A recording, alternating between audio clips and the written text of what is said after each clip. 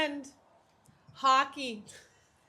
All the time that we've spent at the rink with Carter, it's just not emotion for them, but for the entire family. It sure is. And this week, Carter played his last competitive hockey game here in San Antonio. I'm sure he'll be doing some beer league stuff. But this last weekend, he played his last competitive hockey game as a hockey player. Yeah. How does that make you feel? Very fine. Growing up in Canada, in Thunder Bay, Ontario, Carter spent so many days, weekends at the rink with his older brothers playing hockey. So naturally, it was a sport that he really was drawn into. And at age 4, he started. So he was on skates at 3 years old. Yeah. And not just starting and skating in the hockey, but it was all about our life, the Jacksons' life. That's exactly. And I mean, hockey teaches a lot of discipline, especially at an early age, because the younger kids are always at the rink at 6 a.m. for their practices. So there's early mornings. Sometimes you have late practices, your travel, your teamwork. So it teaches a lot of discipline for the kids, and Carter really embraced that when he was growing up as a hockey player. Right from when he was running around, when we were chasing him around the rink and playing with his superheroes to being a superhero on the ice himself.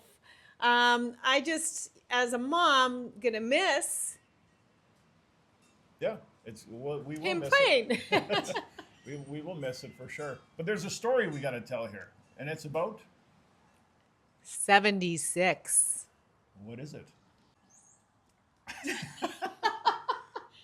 You need the mic? Yeah, I need Normally you do not need a mic, but here you go. Okay.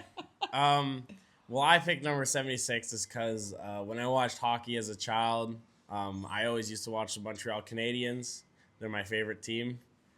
Go Habs. And my favorite player, his name was PK Subban.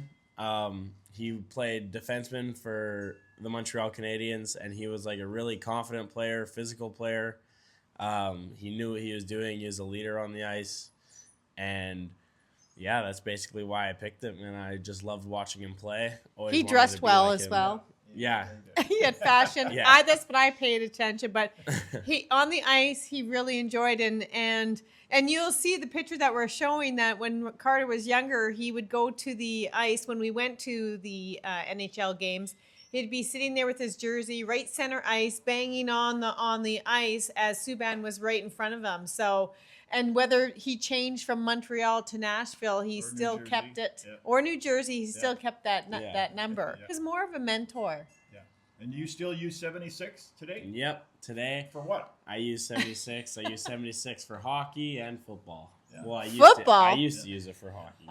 And actually, 76 is perfect for football because I play offensive line. So you don't have very many options. You can't really go into the lower numbers, Yeah, But and what was funny is I actually randomly got number 76 my freshman year without even me selecting. Yeah, that's good. It was all random. Things happen for a reason. Yeah. Right?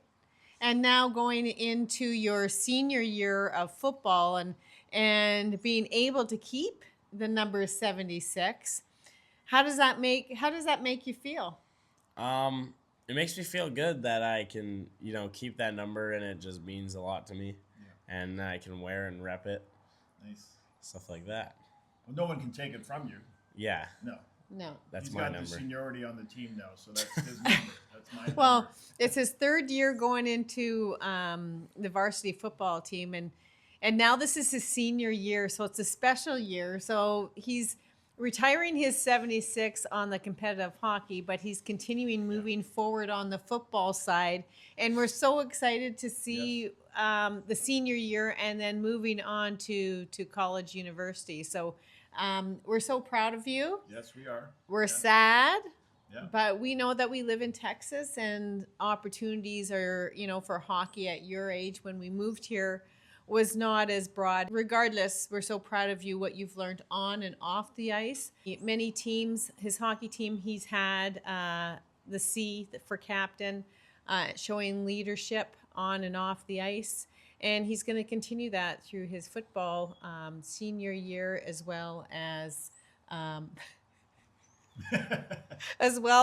going into football in university. So, Anything else to say?